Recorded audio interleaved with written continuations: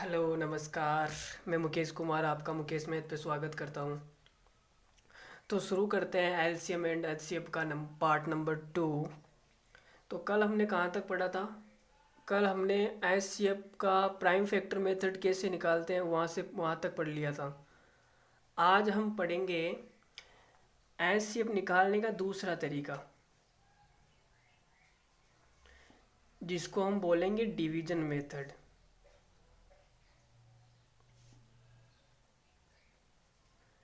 जिसको हम क्या बोलेंगे? Division method.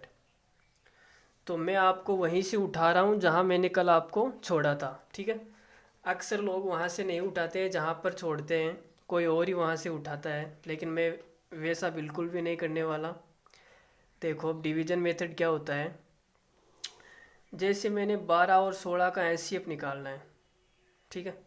तो जो बड़ी संख्या होती है उसमें छोटी संख्या का भाग देते हैं। तो बड़ी संख्या मेरी 16 है, इसमें आप 12 का भाग दो। तो कितनी बार जाएगा? एक बार। यहाँ पर 12 आएगा, 4। अब जो मैंने पहले पिछली बार भाग दिया था, 12 से दिया था, अब 12 में भाग देना है। किसका? 4 का, ठीक है। जो यहाँ पर आएगा, पहले मैंने 12 का भाग दिया था 16 में, ठीक है, तो मेरा 4 आया था शेषफल। अब क्या करना है? जिससे पहले भाग दिया था, जस्ट पहले, उसमें वापस भाग देना है। तो 4 का भाग दूंगा मैं 12 में, तो आप बोलोगे सर 3 बार। तो मेरा कितना आ गया? शेषफल 0। जब शेषफल 0 प्राप्त हो जाए तो वहीं पर समाप्त कर देना है। और ये फाइनल डिवाइज़र, क्या? अंतिम भाजक। इसको हम बोलेंगे अंतिम भाजक। ये अंतिम भाजक क्या होता है? एचसीएफ होता है, ठीक है। फाइनल डिवाइज़र क्या होता है? एचसीएफ होता है। जब रिमाइंडर 0 आ जाए तो फाइनल डिवाइज़र क्या होता है? एचसीएफ होता है, ठीक है। तो इजी है डिवीजन मेथड, कुछ खास नहीं है। अब हम देखेंगे तीसरा तरीका, एचसीएफ निकालने का तीसरा तरीका क्या होता है। तो देखो ये होता है best method to find HCF, ठीक है। अगर मैं आपसे कहूँ कि मेरे पास में दो संख्याएं हैं, जैसे मैंने मान ली 6 और 12, ठीक है। आप बोलेंगे सर इनके बीच का डिफरेंस क्या है? 6। इनके बीच का डिफरेंस क्या है? 6। अब आप मुझे ये बताओ कि ऐसी कोई संख्या है क्या जिसमें अगर मैं जिसका भाग मैं 6 में दूं और 12 में दूं लेकिन वो 6 से बड़ी हो? ऐसी कोई संख्या है क्या? तो ऐसी कोई भी संख्या नहीं है 6 से बड़ी। किसकी बात कर रहा हूँ मैं? 6 से बड़ी। 6 से बड़ी ऐसी कोई भी संख्या नहीं है जिसका पूरा पूरा भाग 6 में भी जाए और 12 में भी जाए, है क्या? नहीं है। तो क्या? तो ये क्या हो जाएगा? एचसीएफ। भाई डिफरेंस है, दोनों संख्याओं के बीच का क्या है? डिफरेंस है। ये मेरा क्या हो जाएगा? एचसीएफ। या तो डिफरेंस हो जाएगा या डिफरेंस का कोई फैक्टर। डिफरेंस का कोई फैक्टर, फैक्टर बोले तो गुणनखंड। फैक्टर बोले तो गुणनखंड। अब आप बोलेंगे सर समझ में नहीं आया। देखो मैंने 12 और 16 ले लिया, 12 और 16, ठीक है। इनके बीच का डिफरेंस कितना है? आप बोलेंगे 4। तो 4 से बड़ी ऐसी कोई भी संख्या नहीं हो सकती जिसका भाग 12 में भी जाए और जिसका भाग 16 में भी जाए। नहीं हो सकती ना। 4 का भाग 12 में जाएगा 3 बार, 4 का भाग 16 में जाएगा 4 बार, लेकिन 4 से बड़ी कोई भी संख्या इस धरती पर नहीं है जिसका भाग 12 में भी जाए और 16 में भी जाए। अब आप बोलेंगे सर 6 का भाग तो 12 में जाता है, 16 में नहीं जाता। आप बोलेंगे सर 8 का भाग तो 12 में नहीं जाता, 16 में ही जाता है। दोनों में जाना चाहिए ना। एचसीएफ का मतलब यही है कि जो संख्या, जो हमारा एचसीएफ है उसका भाग 12 में भी जाएगा, उसका भाग 16 में भी जाएगा। एचसीएफ का मतलब यही तो है कि दोनों को वो पूरी पूरी विभाजित करेगी। लेकिन 4 से बड़ी ऐसी संख्या नहीं है, तो ये मेरा क्या हो जाएगा, एचसीएफ। अगर मैं आपके सामने एक संख्या और लूँ 35 और 45, इनके बीच का डिफरेंस कितना है, इसके बीच के डिफरेंस है 10। ठीक है, अब 10 या तो मेरा एचसीएफ होगा या 10 का कोई गुणनखंड एचसीएफ होगा। तो आप देखो कि 10 का भाग 35 में जाता है क्या, नहीं जाता। 10 का भाग 45 में जाता है क्या, नहीं जाता। तो 10 क्या है, मेरा एचसीएफ नहीं है। अब 10 के फैक्टर कौन से होते हैं, फैक्टर का मतलब गुणनखंड, 1 2 5 और एक 10 खुद। तो 10 के 4 फैक्टर होते हैं, 1 2 5 और 10। फैक्टर का मतलब गुणनखंड, जिसका भाग 10 में जाता है वो क्या होते हैं, फैक्टर। 1 का भाग भी 10 में जाता है, 2 का भाग भी 10 में जाता है, 5 का भाग भी 10 में जाता है और 10 का भाग भी 10 में जाता है। तो ये 4 क्या हो गए, फैक्टर। अब मुझे पता है कि मेरा 10 तो एचसीएफ नहीं है। ठीक है, अब मैं 5 पे आता हूँ। 5 को देखो, 5 का भाग 35 में जाता है, बिल्कुल सर जाता है। 5 का भाग 45 में बिल्कुल जाता है। तो 5 क्या है, 5 मेरा एचसीएफ हो जाएगा। यही मेरा क्या है, एचसीएफ। एचसीएफ क्या होता है, बड़ी से बड़ी संख्या। ठीक है, तो बड़ी से बड़ी संख्या, मैंने 10 को ट्राई किया, 10 मेरा एचसीएफ नहीं है। 5 को ट्राई किया तो 5 मेरा एचसीएफ हो गया। ठीक है, अब आप बोलेंगे सर 2 तो नहीं लिया। अरे भाई, बड़ी से बड़ी संख्या आती है ना एचसीएफ में। एचसीएफ का हिंदी अर्थ होता है महत्तम। एच का मतलब महत्तम ही तो होता है,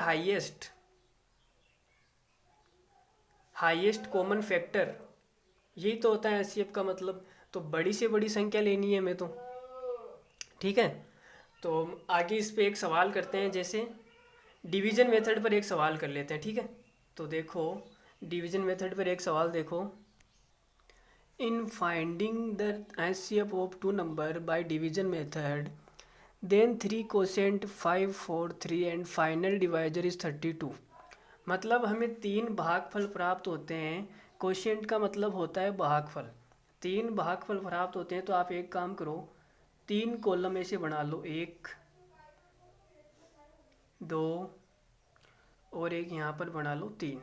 ठीक है, अब भागफल कितने कितने प्राप्त हुए, 5 4 3। तो पहला भागफल 5, दूसरा भागफल 4 और तीसरा भागफल 3। और हमें सवाल में बोला है कि अंतिम भाजक 32 है। मतलब हमें लास्ट में किससे भाग लगाया, 32 से। अंतिम भाजक 32 है, इसका मतलब ये एचसीएफ है। इसका मतलब कि यहाँ पर कितना आया होगा, रिमाइंडर 0। रिमाइंडर 0 आया होगा ना। अब यहाँ पर कितना आया होगा, आप बोलेंगे सर 32 गुणा ये वाला 3 बराबर 96। 32 का भाग 96 में 3 बार जाएगा और रिमाइंडर कितना आएगा, 0। ठीक है, अगर यहाँ पर 96 आया, इसका मतलब कि हमने यहाँ पर कितना आया होगा, 96। भाई जो संख्या यहाँ पर आती है उसका भाग ही तो हम देते हैं इसमें। ठीक है, 96 यहाँ पर आया होगा। अब 96 का भाग 4 बार गया, इसका मतलब यहाँ पर क्या संख्या आई होगी, आपने कहोगे सर 96 गुणा 4 और शेष फल कितना बचा, 32। तो 32 आप इसमें जोड़ दो, तो यहाँ पर फाइनल कितनी संख्या आई होगी, 96 को 4 से गुणा करो, कितना आएगा, 24 का 4 हासिल की 2, 384 प्लस 32 बराबर, इसमें जोड़ो कितना आया, 416। मतलब यहाँ पर 416 आया होगा, जिसका भाग 96 का भाग हमने 416 में दिया कितनी बार, 4 बार, और रिमाइंडर कितना आया, 32। ठीक है, अब यहाँ पर 416 आया, इसका मतलब ये 416 हमने कहाँ से उठाया, यहाँ से उठाया होगा। तो यहाँ पर कितना आएगा मेरा, 416। ठीक है, अब 416 का भाग 5 बार गया, इसका मतलब यहाँ पर कौन सी संख्या आई होगी, 416 गुणा 5, और शेषफल कितना बचा, 96। तो 96 इसमें जोड़ दो तो आपका यहाँ पर कितना आएगा, 5 से इसको गुणा करो, 0, 20, 80 प्लस 96 बराबर कितना आ जाएगा, 8, 9 कितने होते हैं,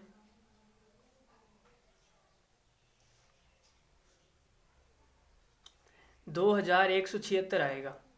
ठीक है, तो यहाँ पर कौन सी संख्या है, 416, और यहाँ पर कौन सी है, 2176। तो दोनों संख्या क्या आ जाएगी मेरी, दोनों नंबर मेरे क्या आ गए, एक तो आ गई 416 और एक आ गई 2176। ठीक है, तो उम्मीद करता हूँ कि आपको ये डिवीज़न मेथड समझ में आया होगा, और फिर भी नहीं आया तो कमेंट करके ज़रूर बताइए, मैं एक वीडियो और बना दूंगा इस पर। ठीक है, तो हम अगला सवाल देखते हैं। सवाल आपके सामने दिया है कि फाइंड एचसीएफ ज्ञात करना है आपको। तो आपको कितनी संख्या दी गई है, 2100, 2945, 3000, 3250, 3365, 2950, 3995, 4665। ठीक है, आपके सामने इतनी सारी संख्याएं दी गई है और आपको बोला है कि एचसीएफ निकालना है। ठीक है, तो मैंने आपको एचसीएफ, अब ये डिवीज़न मेथड से तो निकलेगा नहीं, पता ज़माना बीत जाएगा डिवीज़न मेथड से निकालते निकालते। ठीक है, और प्राइम फैक्टर से निकालते निकालते भी ज़माना बीत जाएगा। तो आपको इसमें क्या लगाना है, जो मैंने आपको तीसरा तरीका बताया एचसीएफ निकालने का, जो तीसरा तरीका बताया उससे करना है। तो उसमें क्या हम डिफरेंस लेते हैं दो नंबर का। ठीक है, तो आप आसपास की दो संख्याएं देख लो, आप बोलोगे सर 2100, 2945, 3000, 3250, ये 3365 है, ये 2950 है, ये 2950 और एक पीछे संख्या आई 2945, ये दो संख्याएं आसपास की है। ठीक है, तो आप इनके बीच का डिफरेंस ले लो, कितना आएगा, इनके बीच का डिफरेंस आएगा 5। तो ये 5 क्या होगा, मेरा एचसीएफ होगा। बात समझ में आई, 5 क्या होगा, एचसीएफ होगा। ठीक है, मैंने आपको यही बताया ना कि एचसीएफ क्या होता है, एचसीएफ होता है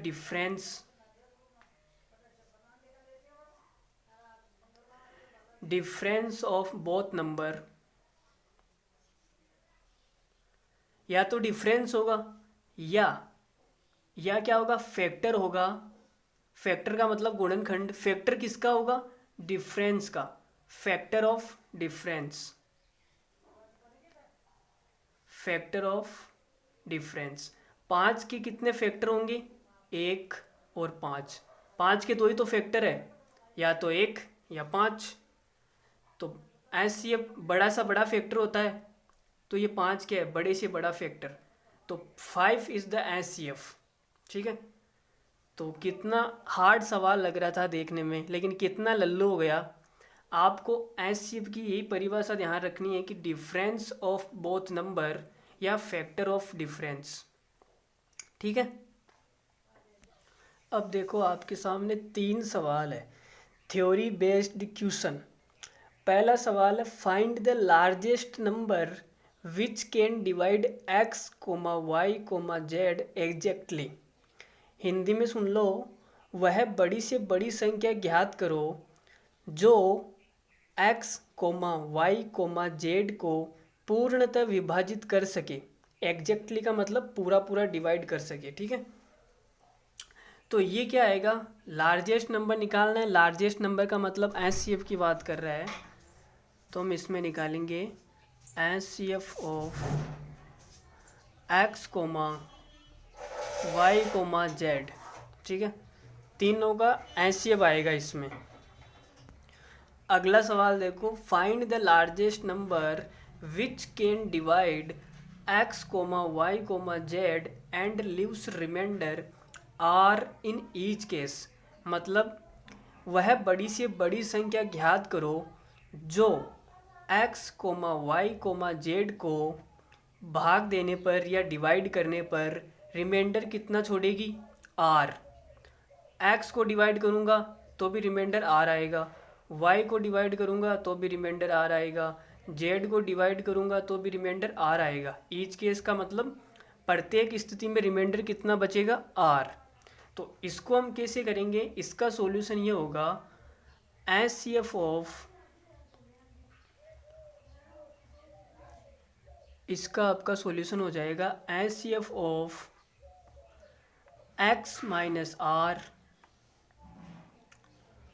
वाई माइनस आर और जेड माइनस आर। इन तीनों का क्या एचसीएफ निकाल लेना है। ये एक्स है, ठीक है, मेरा एक्स ऐसे ही होता है, पता नहीं कैसी आदत पड़ गई ऐसी। चलो देखो, HCF of X minus R, Y minus R, Z minus R, इन तीनों का क्या एचसीएफ निकाल लेना है, वही इसका सॉल्यूशन हो जाएगा। या एक स्थिति में इसको हम ये भी बोल सकते हैं, या लगा के आप लिख लो, लिखो HCF of X minus Y, Y minus Z और जेड माइनस एक्स। ठीक है, अगर आपको ये रिमाइंडर आर दिया जाए सवाल में, तब तो आपको ये कर लेना है HCF of X minus R, Y minus R, Z minus R. अगर ये रिमाइंडर नहीं दिया जाए, डायरेक्ट सवाल में इतना ही बोल दिया जाए कि प्रत्येक स्थिति में शेषफल समान बचता है, शेषफल तो आपको दिया नहीं कि कितना बचता है, डायरेक्ट इतना ही बोल दिया है कि समान बचता है, तब आप कैसे निकालोगे, HCF of X minus Y comma Y minus Z और जेड माइनस एक्स, इन तीनों का एचसीएफ निकाल लेना। ठीक है, अभी इन पर सवाल करेंगे तो और बढ़िया समझ में आएगा। तब तक बने रहिए हमारे यूट्यूब चैनल मुकेश मैथ पर। अगला सवाल देखो, find the largest number which can divide X comma Y comma Z and leaves remainder A comma B comma C. वह बड़ी से बड़ी संख्या ज्ञात करो जिसको या जिसका x में भाग देने पर रिमाइंडर कितना आएगा, a, y में भाग देने पर रिमाइंडर कितना आएगा, b, z में भाग देने पर रिमाइंडर कितना आएगा, c। इस बार रिमाइंडर अलग अलग बच रहा है, प्रत्येक स्थिति में रिमाइंडर क्या अलग अलग आ रहा है। ठीक है, a comma b comma c। तो इसको आपको कैसे करना है, HCF of X minus A, Y minus B और जेड माइनस सी। ठीक है, अगर रिमाइंडर प्रत्येक स्थिति में सेम बचे तो X minus R, Y minus R, Z minus R. अब आर की जगह आपको जो रिमाइंडर बच रहा है वो लिखना है, X minus A, Y minus B, Z minus C. ठीक है, तो ये एचसीएफ की थ्योरी यहाँ पर कंप्लीट होती है। ठीक है, अब हम इस पर कुछ सवाल करेंगे और सवालों के, ये एक काम करते हैं, सवाल बाद में कर लेंगे, मैं आपको रिलेशन बता देता हूँ एलसीएम और एचसीएफ में रिलेशन क्या होता है। ठीक है, तो हम रिलेशन की बात करते हैं कि relation between HCF and LCM. चलो इस पर पहले एक सवाल देख लेते हैं, find the largest number which will divide 1305, 4665 and 6905 and leaves reminder same in each case.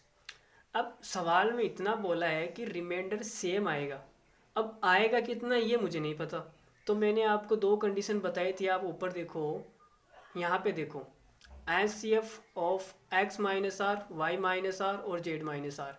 जब अगर आपको आर दिया जाता तो कोई दिक्कत नहीं थी, मैं आर को घटाकर फिर इनका एचसीएफ निकाल लेता, लेकिन अब आर नहीं दिया गया, आपको सवाल में इतना बोला है कि सेम रिमाइंडर, आर दिया नहीं है। ठीक है, तो हम सेम रिमाइंडर के लिए कौन सी कंडीशन लगाएंगे, HCF of X minus Y, Y minus Z और जेड माइनस एक्स, ये तो कंडीशन लगाएंगे। ठीक है, तो आपको तीन संख्या दी गई है, तो आप इनका डिफरेंस ले लो, 4665 माइनस 1305, अगली आ जाएगी आपके सामने 4665 माइनस 6905, केवल डिफरेंस लेना है। ठीक है। अब यहाँ पे मैंने इसको बड़ा कर दी, 6905 बड़ी है और ये माइनस लगा दिया, तो आप माइनस का मत लेना, ठीक है, आप ले लोगे माइनस का। माइनस का नहीं लेना, केवल डिफरेंस लेना है, केवल डिफरेंस की बात हो रही है बस, प्लस माइनस कुछ नहीं लेना। आगे क्या आएगी, 6905 माइनस पहली संख्या कौन सी है, 1305, ठीक है। तो x minus Y, Y minus Z, Z minus X, तीन संख्या दी गई कि x y z, तीनों संख्याओं का आप डिफरेंस ले लो, दो दो का डिफरेंस ले लिया। अब कितना आएगा, इसमें से आप घटाओ तो यहाँ पे 0, 6, 3 और 3, 3360, ठीक है।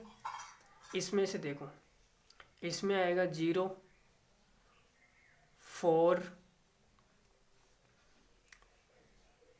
2 और 2, 2240, ठीक है।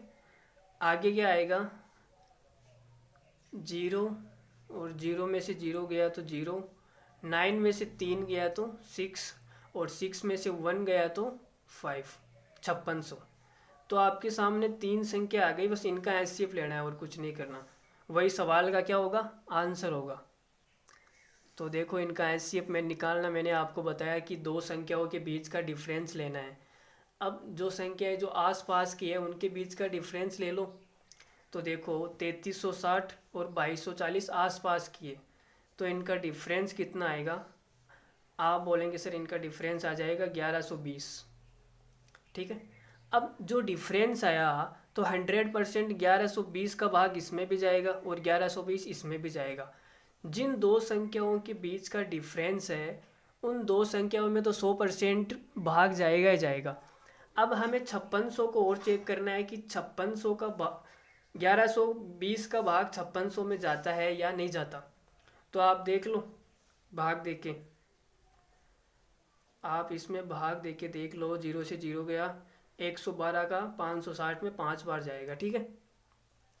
तो हमें पता चल गया कि 1120 का भाग 5600 में भी जाता है, तो 1120 क्या हो जाएगा मेरा एचसीएफ, यही मेरा क्या है एचसीएफ, ठीक है।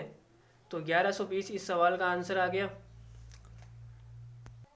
अब हम रिलेशन की बात कर लेते हैं, relation between HCF and LCM.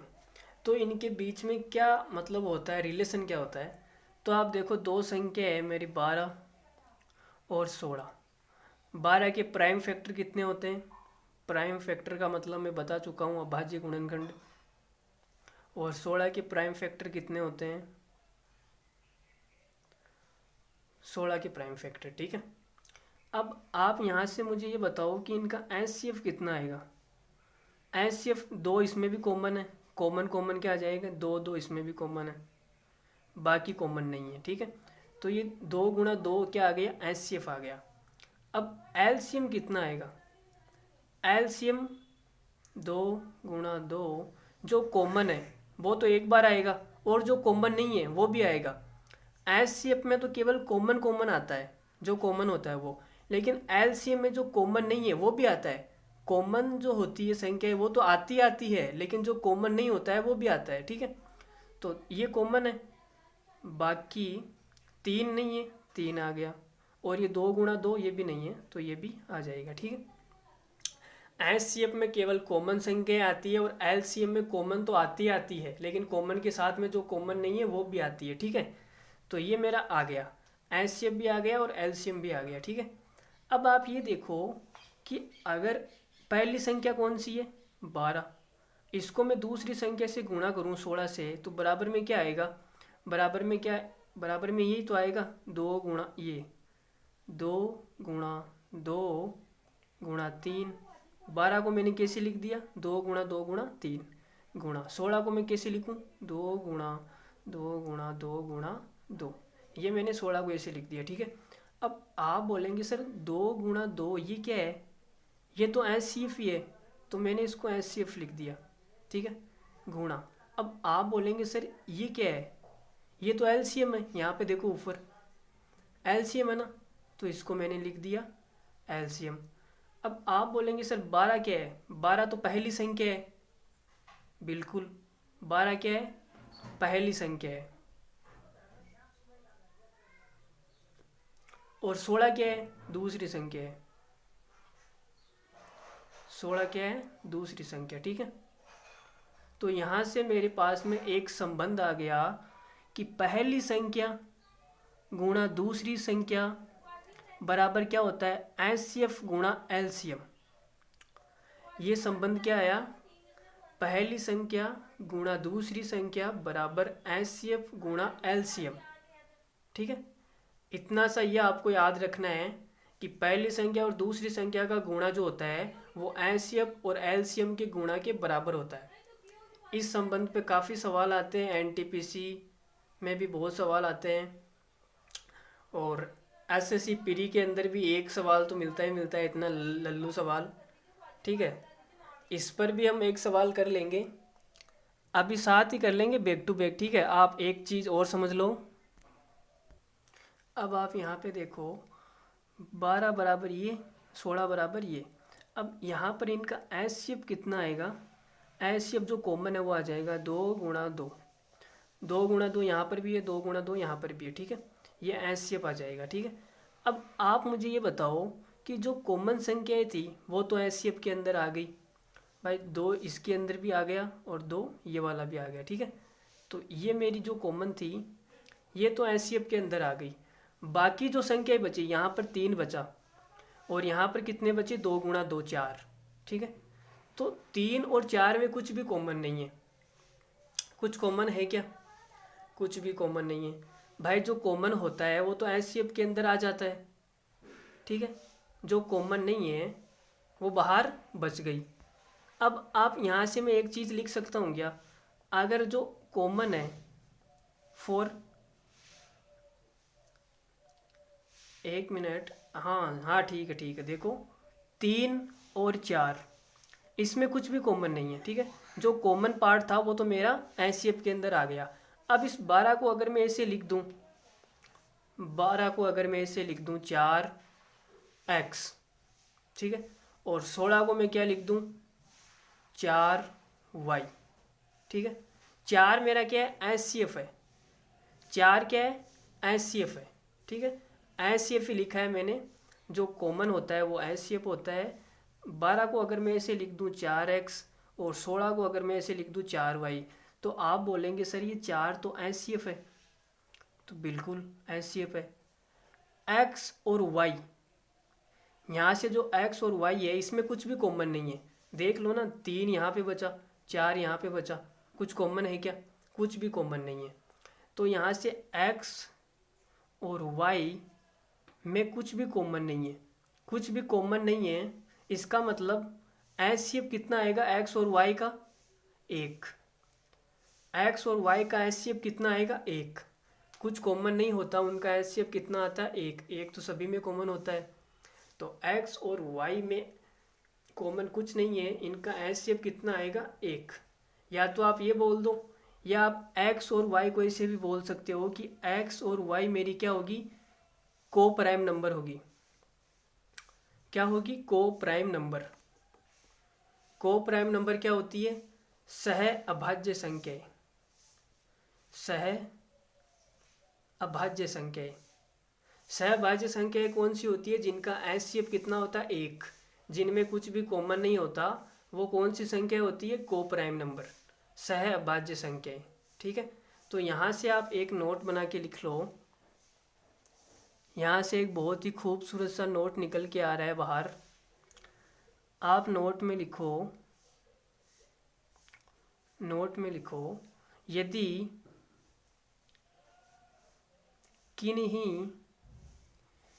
किन्हीं दो संख्याओं का एचसीएफ, दो संख्याएं का एचसीएफ अगर एच है, एचसीएफ कितना एच है, तो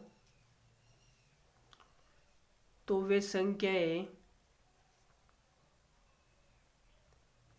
संख्याएं एच एक्स व एच वाई होगी, एच एक्स और एच वाई होगी, जहाँ एक्स और वाई में कुछ भी कॉमन नहीं है, x और y में कुछ भी कॉमन नहीं है। कॉमन नहीं है इसका मतलब ये संख्या कौन सी है, को प्राइम नंबर है, सहअभाज्य संख्या है, जहाँ x और y में कुछ भी कॉमन नहीं है।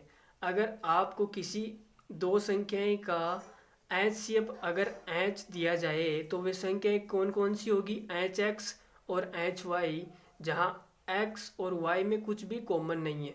ठीक है, तो ये नोट लिख लो। अब हम बैक टू बैक सवाल करेंगे HCF और LCM पर, दोनों के मिक्स क्वेश्चन करेंगे। ठीक है,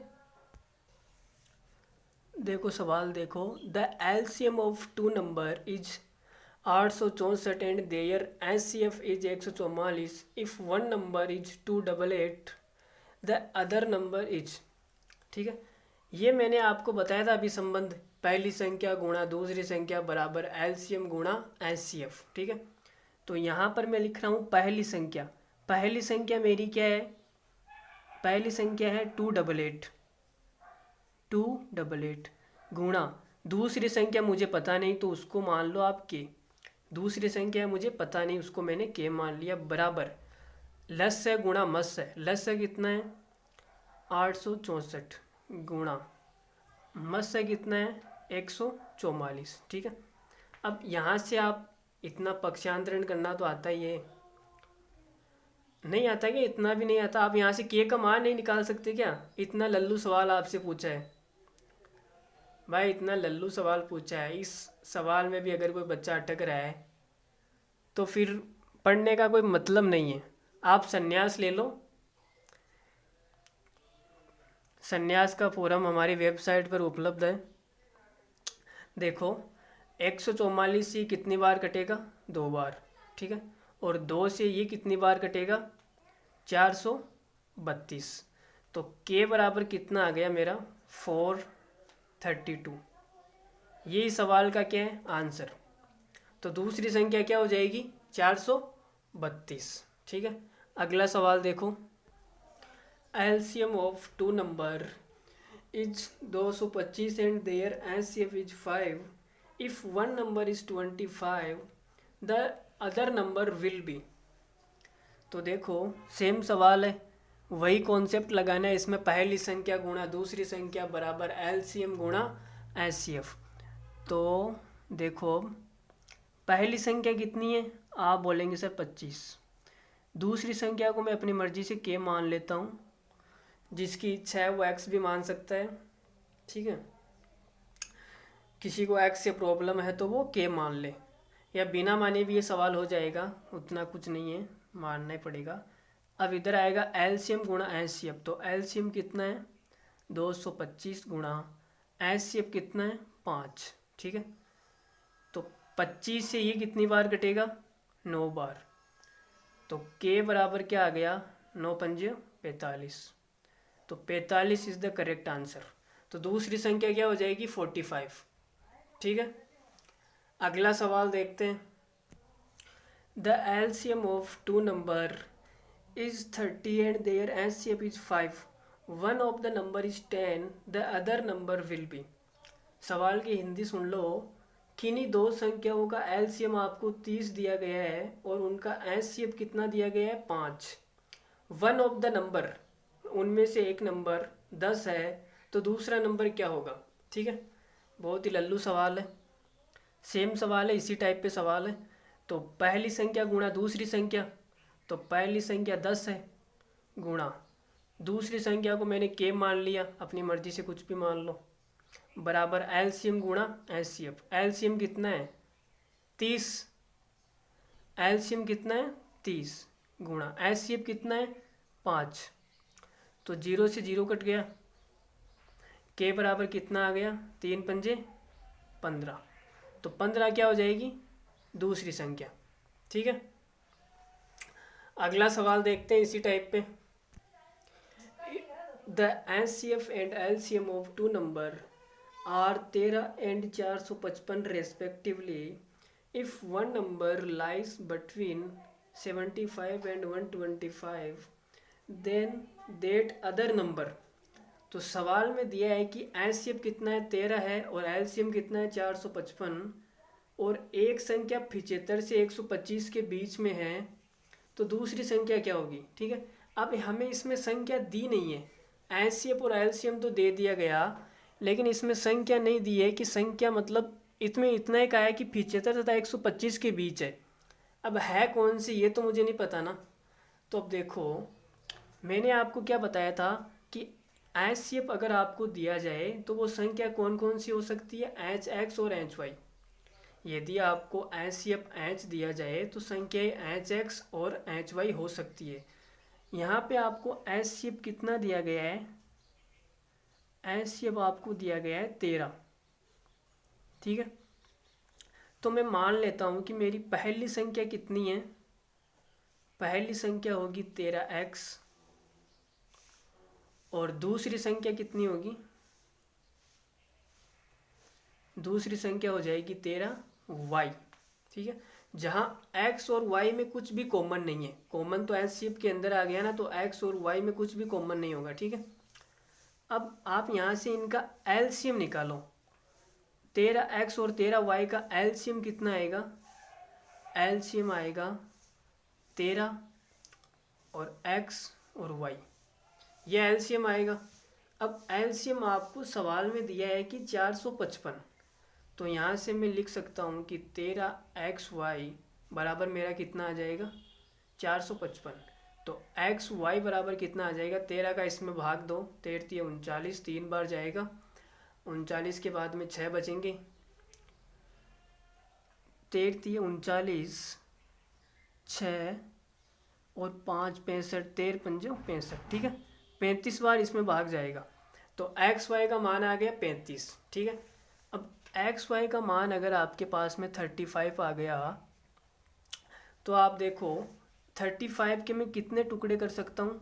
आप बोलेंगे या तो आप कर लो 7 गुणा 5, एक्स का मान 7 या वाई का मान 5, 7 गुणा 5, या आप कर लो 1 गुणा 35। ठीक है, अब आप ये सोचो कि अगर x का मान 1 है और y का मान 35 है, तो संख्या क्या हो जाएगी, एक संख्या तो हो जाएगी 13 और दूसरी संख्या 13 गुणा 35। तो इसका मतलब दोनों में से कोई भी संख्या 75 और 125 के बीच में नहीं है, इसका मतलब कि ये तो नहीं होगा। ठीक है, 7 गुणा 5 हो सकता है, 7 गुणा 5, अगर x का मान यहाँ से मैं 7 लूँ, एक्स वाई बराबर 7 गुणा 5, एक्स का मान कितना 7 और y का मान कितना 5। ठीक है, तो मेरी संख्याएँ कौन कौन सी हो जाएगी, आप बोलेंगे सर यहाँ से देखो 13x, पहली संख्या कितनी हो जाएगी 13 गुणा x की जगह आप 7 लिख दो, तो ये आ जाएगा 91। तो 91 75 और 125 के बीच में है, इसका मतलब ये सही है। ठीक है, तो दूसरी संख्या क्या हो जाएगी, दूसरी संख्या हो जाएगी 13 गुणा y का मान कितना आया 5, तो दूसरी संख्या आ जाएगी 65। ठीक है, तो आज का सेशन इतना ही रखते हैं, बाकी इस पर कल और भी सवाल करेंगे एलसीएम और एचसीएफ पर। तो बने रहिए हमारे यूट्यूब चैनल पर एचसीएफ और एलसीएम को सीखने के लिए। हम कंप्लीट एचसीएफ और एलसीएम करेंगे, एक भी सवाल नहीं छोड़ेंगे एचसीएफ और एलसीएम का। ठीक है, ये एचसीएफ और एलसीएम कंप्लीट करने के बाद आप कोई भी एग्ज़ाम दो, एसएससी का एग्ज़ाम दो, चाहे एनटीपीसी दो, चाहे और कोई सा भी एग्ज़ाम दो, आपका एक भी सवाल बाहर नहीं जाने वाला। ठीक है, तो हम लास्ट में एक प्रैक्टिस सेशन भी रखेंगे, जो सवाल बच जाएंगे, मतलब जो भी थोड़े से हार्ड लेवल के सवाल होंगे, तो हम लास्ट में एक प्रैक्टिस सेशन रख लेंगे जिसमें बाकी वो सवाल कर लेंगे। तब तक के लिए हम इस पर प्रैक्टिस करते हैं। और तो वीडियो कैसा लगा, समझ में आ रहा है नहीं आ रहा है, कमेंट करके ज़रूर बताइए। और वीडियो अच्छा लगा तो पसंद भी कीजिए, पसंद का बटन भी दबा दीजिए, कंजूसी मत कीजिए। तो ठीक है, मिलते हैं अगले वीडियो में, तब तक के लिए टेक केयर, ख्याल रखिए अपना और अपनों का भी ख्याल रखिए। Thank you so much.